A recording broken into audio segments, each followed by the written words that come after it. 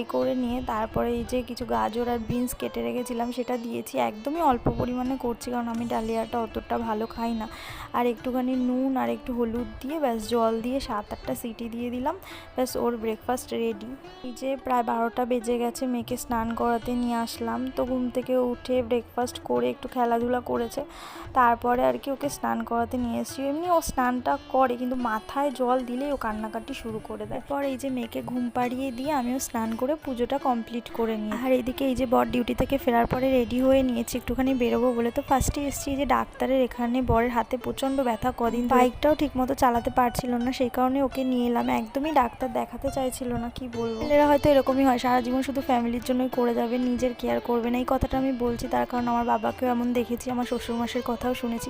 তো যাই হোক, এরপর আমাদের এই যে এখানে বড় মন্দিরে কীর্তন হচ্ছিল, আমি একদিনও আসিনি, তো ভাবলাম আজকে একটু ঘুরেই আসি, যেহেতু বাজারে এসেছি। তো সেই কারণে